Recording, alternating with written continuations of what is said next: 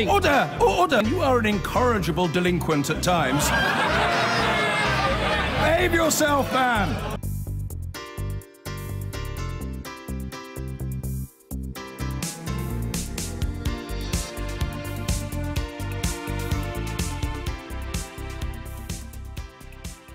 And this is Chuka Umunna asking David Lidington to make a statement on the Electoral Commission's findings that Vote Leave broke the law. Mr. Speaker, I am proud to say... Sorry, Mr. Speaker, is there a...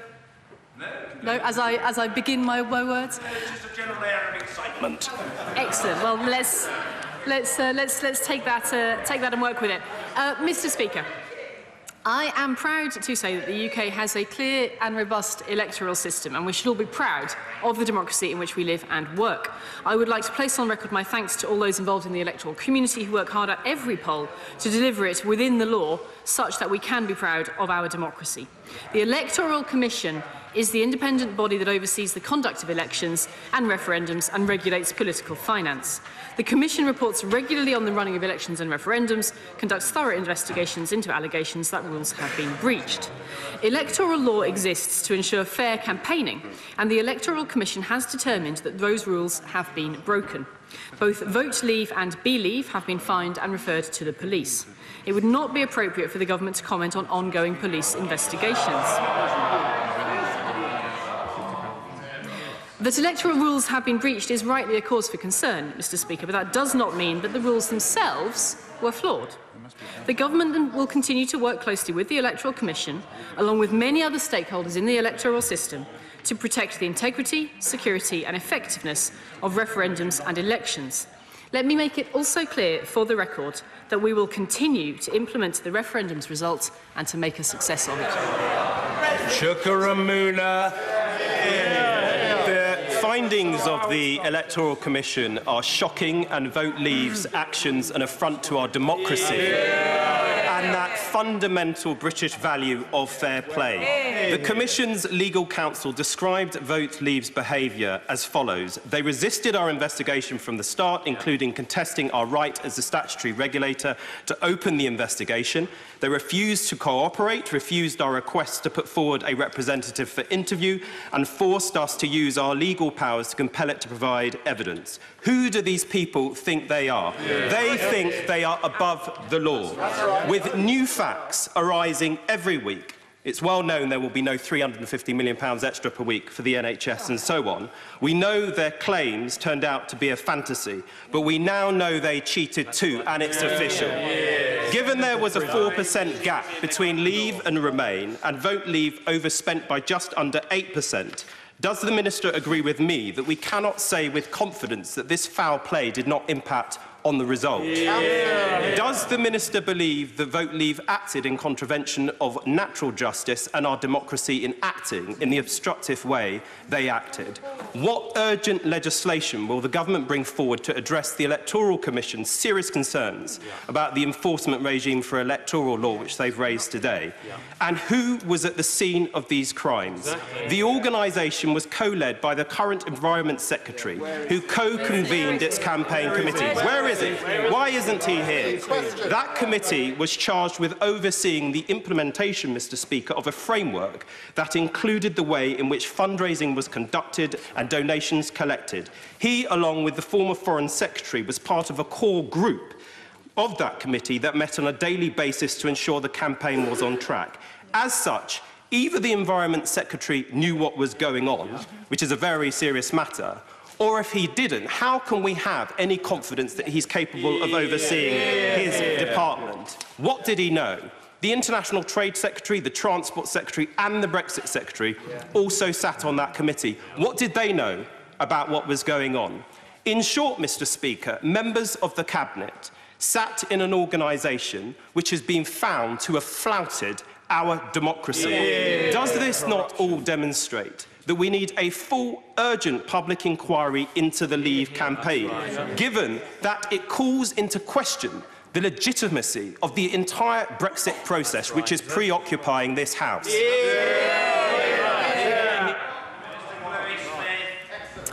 Thank you, Mr. Speaker.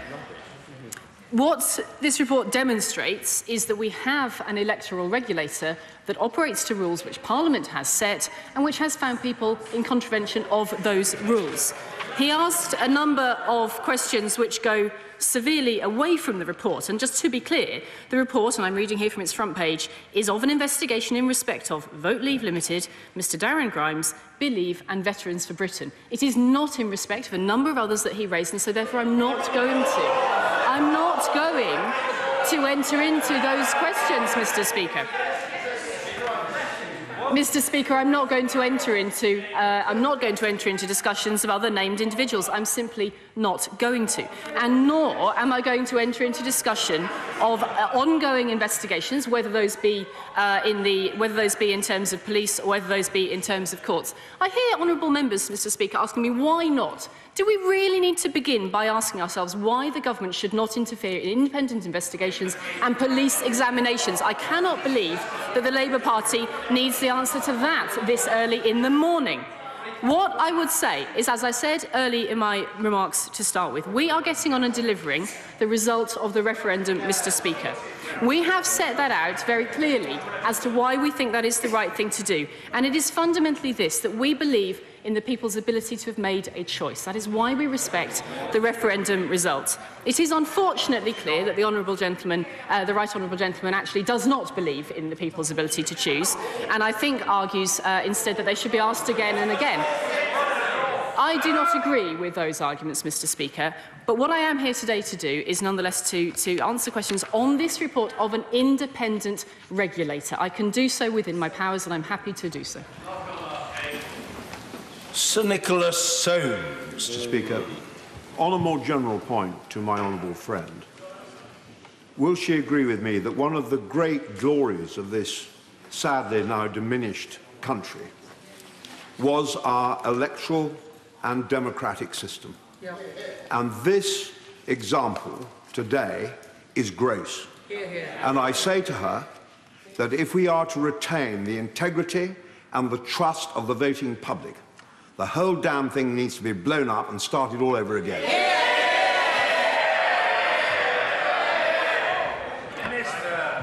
Mr Speaker, I understand the seriousness of that point, and the points made earlier by the Right Honourable Gentleman, which were similar. But what I would just note is that the rules we are looking at in this report that's in front of us today are rules that comprise our democracy. Our democracy comprises of having such rules, amongst some other very important principles, but essentially our democracy is underpinned by the having of such rules. That the rules were broken means that the system is in fact working, that we have a regulator that is able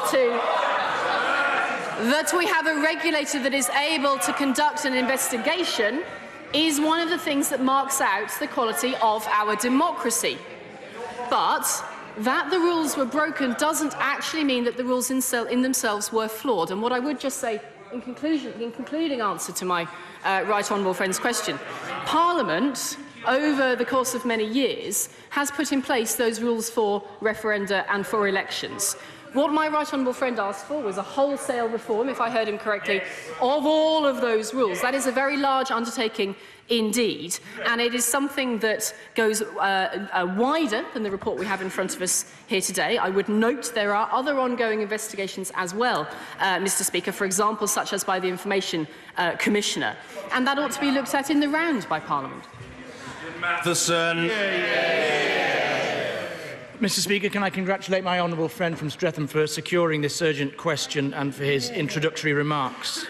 Today's report... Well, we'll leave the House of Commons there. Some rather astonishing interventions. Chuka Umunna starting, asking a question about the Electoral Commission's investigations, findings that Vote Leave broke electoral law. Chloe Smith for the government replying, saying that she believes in the people's ability to make a choice. But a very interesting intervention from the Tory MP, Sir Nicholas Soames, who said that if the processes can't be trusted, the whole thing needs to be blown up and started again. Back to our top story for now, though. Vote Leave has been fined and referred to the police for breaking electoral law following an investigation into campaign spending during the EU referendum. We're joined now by the former Believe treasurer turned whistleblower, Shamir Sani. Shamir, thanks very much indeed for your time. One of those referred to the Electoral Commission, sorry, to the Metropolitan Police is Darren Grimes, who has been out on Twitter today saying it's clear the Commission have caved to political pressure from those who despise Brexit enough to pour hundreds of thousands of pounds into thwarting it through the courts and backroom channels. What do you make of that? Well, one, it doesn't make any sense.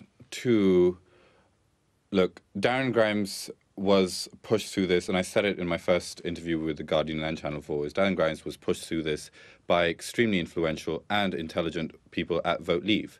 And these people have used young volunteers, including myself, to break the law, which the Electoral Commission has confirmed. And there's no allegations anymore, it's facts. But adding political spin to it and undermining the Electoral Commission is just a perversion of our democratic processes. What do you make of Vote Leave spokesperson's statement saying that nobody was interviewed by the Commission in the production of this report? The Commission say that they asked 5 times. Who do you think is lying? Well, look, you either trust the people that are responsible for upholding the law, or you trust the people that break it. That's for the British public to decide. Exceeding its spending limit by almost £500,000. How strongly do you feel that actually changed the result of the referendum? The referendum was won by 4%, right? And when you ask any person that works in digital campaigning, every single one of them will say the £625,000 donation that was made could make all the difference of that 4%. But the important point is it doesn't matter, because the law has been broken. It doesn't matter how much they could have won by or how much they could have lost, even though it obviously would have had an impact on the result could be totally different if the referendum had been based on following the law. But the important point is that the law has been broken, not whether Brexit would have happened or not. If you did go back, as Sir Nicholas Soames has said, rip it up and start again, the problem is that, and as a lot of people who voted Remain always claim that it was an advisory referendum, the issue is actually that Article 50 was triggered by Parliament to enact that decision, isn't it? Based on the will of the people. Now, the will of the people doesn't stand when the referendum was based on breaking the law. How about accusations that although they weren't the official campaign, the Liberal Democrats were also fined for breaking spending rules during the EU referendum, and indeed Fair Vote UK, who we spoke to earlier on this morning, say that there needs to be a fundamental rethink across the board, Remain and Leave. Of course. The fact that multiple institutions or people or organisations are being fined for breaking electoral law, there needs to be a serious rethink as to why. It's surreal to me that MPs are genuinely discussing what's going to happen with Brexit without actually addressing the fact that the referendum in the first place was based on breaking the law. That's not democratic. So how do you judge the current systems in this country? Look, there needs to be serious rethink about our electoral law. There needs to be huge steps taken in terms of how much power the Electoral Commission has, and also in terms of how campaigns are organised and run. This obviously is testament to the fact that Britain has a problem. Britain has a problem where our cabinet ministers to our MPs undermine the very institutions of this country, and the British public needs to actually stand up, because obviously our parliamentarians aren't. When you talk about the strength of the Electoral Commission, what do you mean? In terms of why anyone who, in my opinion, and I believe this is the opinion of most of the British public, is anyone that undermines the core foundation of Britain, which is democracy and the law, anyone that undermines that, anyone that threatens the things that soldiers fight for, that we go to war for, i.e. democracy, anyone that threatens that should go to jail, there should be serious repercussions for the breaking of electoral law. Why don't we treat it as a bank robbery? Why don't we treat it in the same way that we treat other criminal activity? Well, I suppose that right now there are police investigations going on, so I suppose that's multiple ones. That is a possibility, isn't it? And there's calls from Chukwuemeka today for a public inquiry into this, something you'd support, I suppose. Good, there should be. Any parliamentarian that is saying that we shouldn't trust the Electoral Commission is undermining democracy, and that it is baffling. It's just baffling to me that in this day and age, where people will actually value opinion and ideology and party over facts, over the law, it's dangerous. And any parliamentarian that tries to undermine the Electoral Commission in this process is complicit in undermining democracy. Where do you think we go from here, then? Well, what other alternative do we have? What other Well, with regards to Brexit, we've got this gridlock in Parliament. There is a complete refusal that there's going to be a rerun of the referendum. A lot of people who voted leave will claim that they weren't influenced by any sort of overspending. So where do you think it doesn't matter we should go here? It doesn't matter if you were influenced or not. The fact is, the first referendum was based on breaking the law. If we decide to go through this process saying, actually, you know what, it doesn't matter if we base this on a referendum that was based on breaking the law. That doesn't matter. Let's just keep going on with it. Then we need to seriously rethink what we consider this country to be. Is this a democracy, or is this where we base our decisions, our political decisions, the most important decisions this country is ever making, on the breaking of law? OK, Shamir Sani, thank you very much for taking the time to speak to us. Appreciate it. Thank you. The Vote Leave campaign has been referred to the police after the Electoral Commission found it guilty of breaking electoral law. At the same time, Theresa May faces another battle in the Commons over her Brexit trade bill, a day after narrowly avoiding defeat on the customs bill. Joining us from Westminster are Jonathan Isby, editor of Brexit Central and a Leave supporter, and Will Dry, co-founder of Our Future, Our Choice. He voted Leave in the referendum but has since changed his mind. Hello to you both. Jonathan Isby, to you first. How high are the stakes this afternoon for Theresa May? Well, what's happening this afternoon is that MPs are discussing the trade bill, which is the legislation which will allow the government to have an independent trade policy after Brexit.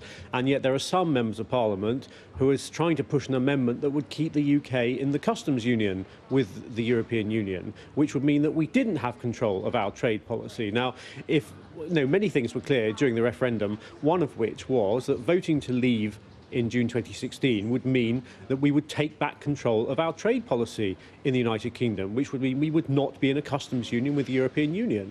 And those MPs who are trying to push that this afternoon are trying to disrespect the result of the referendum, which was very clear that we would take back control of our trade policy, because so long as we remain shackled to the European Union's customs union, we cannot do that.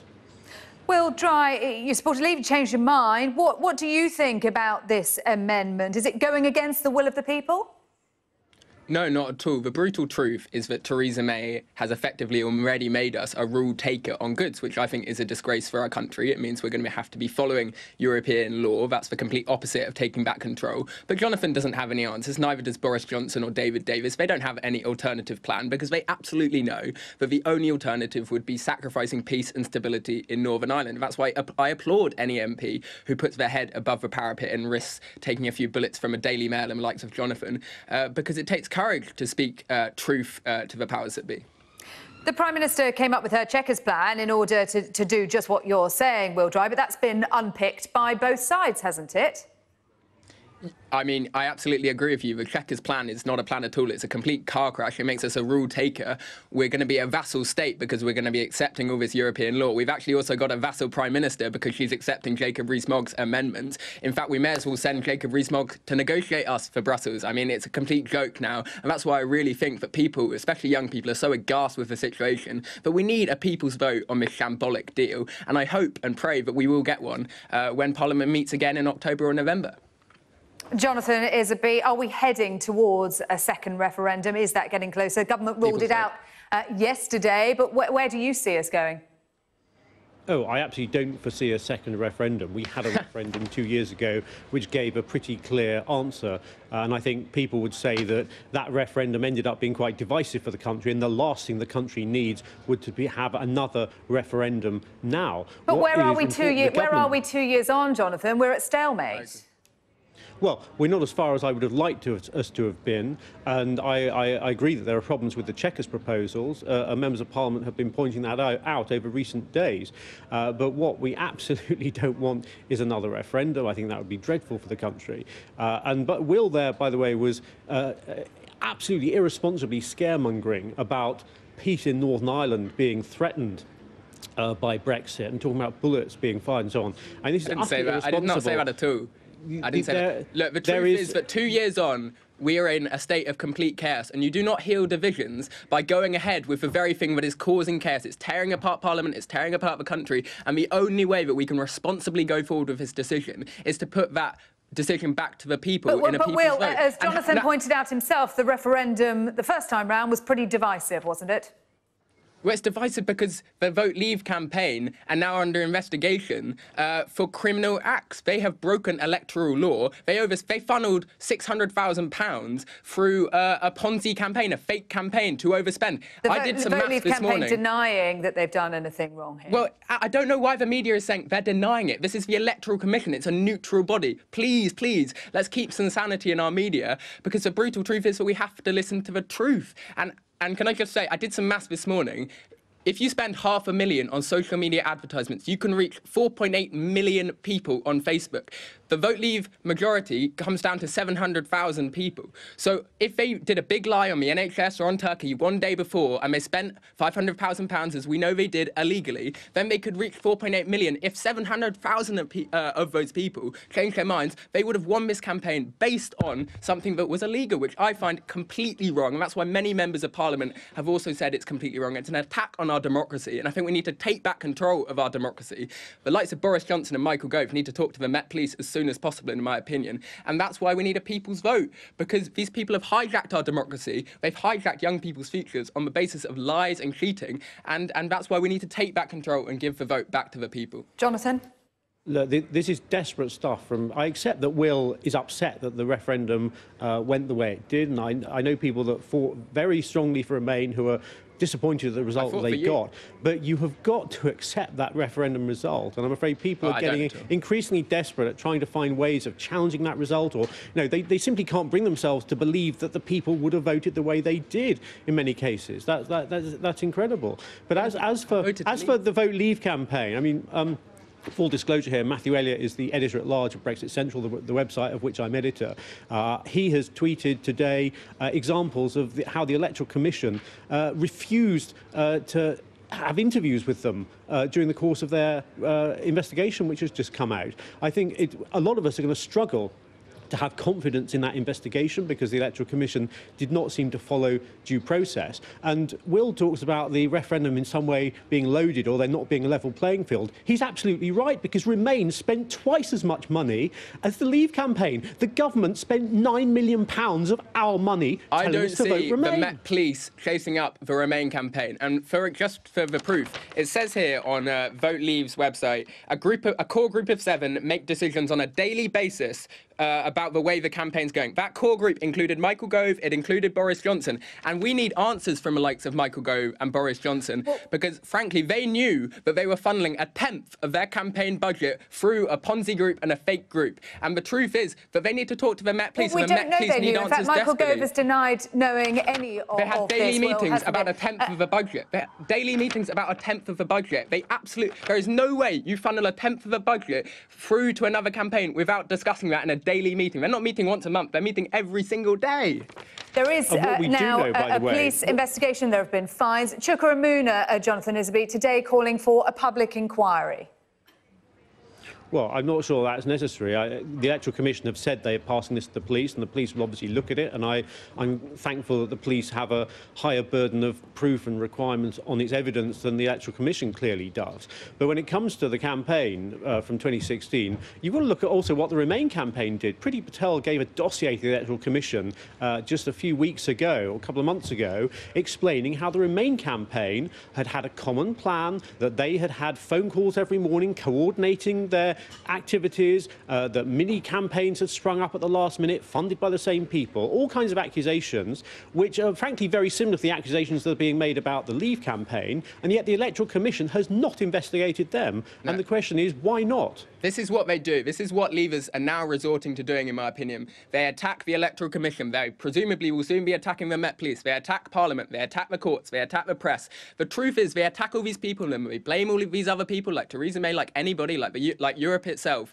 because they don't have a plan. They don't have an alternative. They know that they are responsible for this chaos. And I'm just hoping and praying for a Leaver who's brave enough to stand up and say that, we don't have a clue. We made a big mistake. We need to put this deal to the people, because we know it's actually not what we said would happen as a result of Brexit, because we're not taking back control of our laws. We're going to be a rule taker. We're not going to leave the NHS in a better place, because a record number of EU nurses and doctors have left this country since a vote, and the NHS is really going to be struggling for money as a result of Brexit. And we're not going to be richer because we're not going to be doing more trade with Europe. We're not going to be doing more trade with the rest of the world because we can't. And Donald Trump said that himself, the leader of America.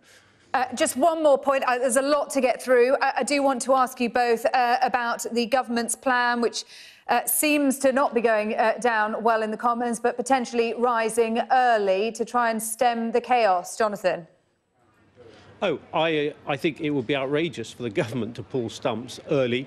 The government has important work to get on with, and the House of Commons is a very important cockpit of democracy for our country, where ministers are rightly held to account for what is going on. And I think that it would be irresponsible for MPs to vote that they should leave, I think Thursday afternoon is the suggestion, rather than going through till next week as was originally decided. I think that might even be something that Will and I can agree on. Oh. We can agree on that. I think it's another example of people running away from responsibility. We now have less than 3 months to negotiate a deal of 40 years worth of regulation and cooperation with Europe. And they're racking 5 days because they are scared that there'll be another rebellion or they might not be able to survive 5 days. I think it's a complete disgrace. I think the people with responsibility should be proud that they have responsibility and use it wisely, and they're not at all. They're just running away. They're terrified. Will, Dry, Jonathan, Isabel, ending on a note of agreement there. Thank you to you both. Thank you. The official Brexit campaign group Vote Leave has been fined £61,000 and referred to the police for breaking electoral law. The electoral watchdog said Vote Leave, which was supported by senior politicians, including Boris Johnson and Michael Gove, exceeded its spending limit by funneling extra money through another pro-Brexit youth group. Vote Leave says the report is politically motivated and inaccurate. Vicky Young reports. Taking its message around the country, supported by high-profile politicians like Boris Johnson and Michael Gove. Let's Vote Leave, take back control. Vote Leave was the official pro-Brexit campaign group during the EU referendum.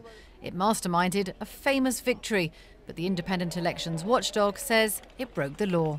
Parliament set a remit for the Electoral Commission, which is about making sure that there's transparency and accurately of how the money is spent is reported and where money comes from. And that's what we're looking at today. And it's for us to make sure that where we do find people have broken those rules, we make that clear. I'm voting to leave the European Union. The Commission found that Vote Leave linked up with a youth Brexit group, Believe, run by Darren Grimes. He's been fined £20,000 and referred to the police.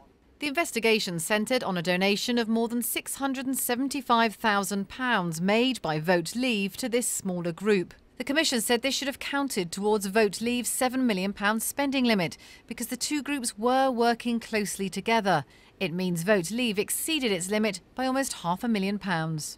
My name's Anne. I'm calling from the Vote Leave campaign. But Vote Leave says it's confident the findings will be overturned because the report contains what it calls false accusations. It's a very one-sided report.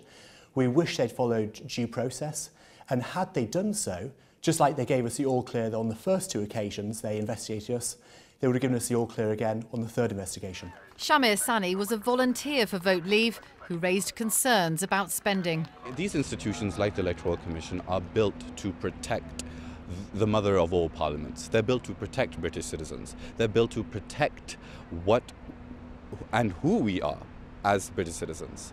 And any MP that chooses to undermine that is perverting democracy. Laws on spending during elections were put in place by Parliament to ensure fairness and transparency. Vote Leave have broken those rules, and that sparked anger in an already furious Brexit debate, with some even calling for a rerun of the referendum. We're talking about deliberate cheating. We cannot have confidence that this referendum was secure and it should be rerun. The faux outrage that we're hearing today from members on all sides of the House, some of whom have now left, is nothing to do with a breach of the rules by the Leave campaign. It is due to the fact that they lost. They're not representing the people. They lost that referendum despite the fact that they overspent themselves by millions of pounds. Downing Street said Britain's vote on its EU membership was a legitimate democratic exercise. Calls to do it all again are likely to fall on deaf ears. Vicky Young, BBC News, Westminster. We'll pick up where Christian and Desmond, the MP, left off. Vote Leave, which was the official Brexit campaign backed by Michael Gove and Boris Johnson. It's been fined and referred to the police for breaking the law. Vote Leave's unlawful funneling of cash through the youth-focused campaign group Believe was first exposed by Channel 4 News and The Guardian back in March, when 3 whistleblowers came forward. They said Vote Leave had broken the law by handing £675,000 to Believe to pay controversial data firm Aggregate IQ. Michael Crick has this report. Vote Leave was the official campaign which helped win the referendum 2 summers ago. But now they've been fined more than £60,000 for a string of offences, including exceeding the legal £7 million limit by almost £500,000, as alleged 4 months ago by whistleblowers in explosive interviews for Channel 4 News. We're going on a path to Brexit based on lies, based on cheating, based on what is essentially a scam.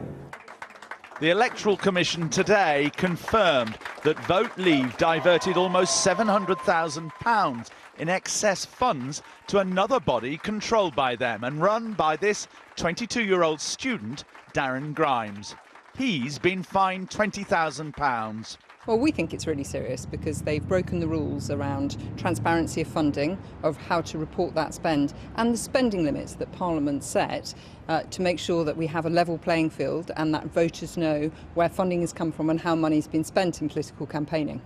A key player in the story was Dominic Cummings, a close friend of Michael Gove.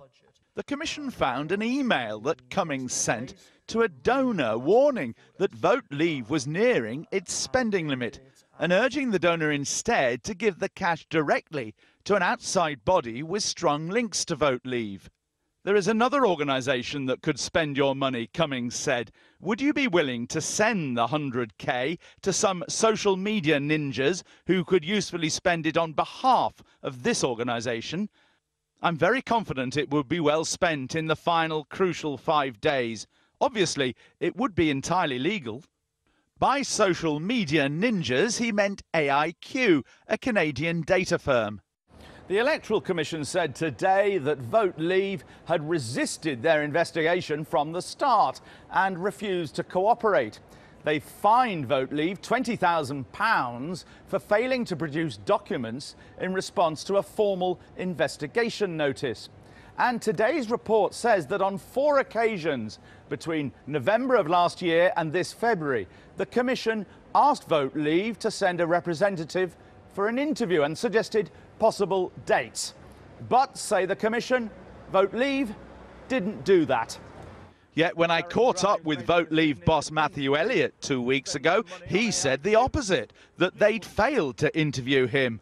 And he said the same today, threatening now to take legal action. We won't let this slide because we feel that a huge wrong has been done. They listened to one side of the story, not our side of the story, and we're confident that once it actually approaches a proper judicial process, a proper court legal process, then our side of the story will come out and we'll be given the all clear again. In the Commons, Remainers on all sides made much of the report. That if we are to retain the integrity and the trust of the voting public, the whole damn thing needs to be blown up and started all over again. Let the law take its course. By what factor did the government and the other Remain campaigns outspend the Leave campaigns? It was 2 to 1, wasn't it? One MP went so far as to call it one of the worst, most despicable abuses of electoral law that we've seen in this House's lifetime. The Electoral Commission have referred 2 people to the police for possible criminal offences, including Darren Grimes, who said today he'd done nothing wrong and claimed he'd been persecuted for over 2 years by powerful people for nothing more than engaging in the democratic process. Michael Crick. Well, a little earlier I spoke to Shamir Sani and began by asking him how he feels now. Vindicated, but also scared that we have gotten to this point where now we have to face the reality that our democratic process has been tainted. How early on in the campaign were you aware that this was going on? Well, during the campaign, I was being advised by senior staff members. I was being advised by lawyers. Of course, I had no idea that it was wrong. It was only afterwards, and I've said this before, it was only through my own self-reflection and through going through everything that I really understood the sheer scale of the coordination and the breaking of law. And now that we have evidence that Vote Leave has broken the law, it's imperative for parliamentarians and the public alike to hold these people to account, and not just Vote Leave staff members, the people who were speaking for Vote Leave, who were on the compliance committee, the financial committee, and all these committees. They need to be held to account. Within minutes of the story being posted, they were tweeting, saying, this is a lie, he's a liar, this is all fictitious, Vote Leave was, Brexit was won fair and square. Why? Number 10, instead of saying, okay, we'll have an internal inquiry, let's have a look at this, let's consider this, they outed me. And my former workplace chose instead to fire me. And so Vote Leave destroyed my life and thought that was valid reason to protect themselves. And of course, they're hardly going to intervene to protect from the police inquiry the very team that you were part of. No, they won't. They won't. They won't do anything. This is what I said in my first ever interview with Channel 4 and The Guardian.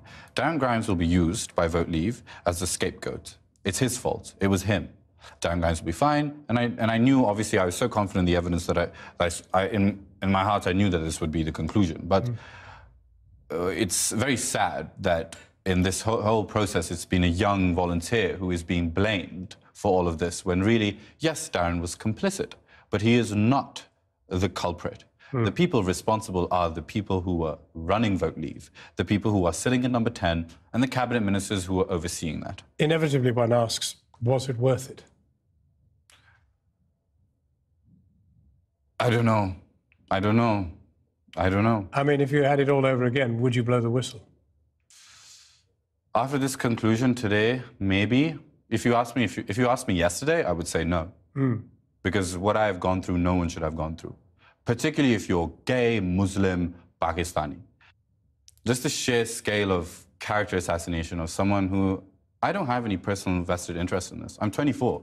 I have more important things to do than get involved in British politics right now, because from what I've seen, it's not something I want to get involved in, considering how toxic it is.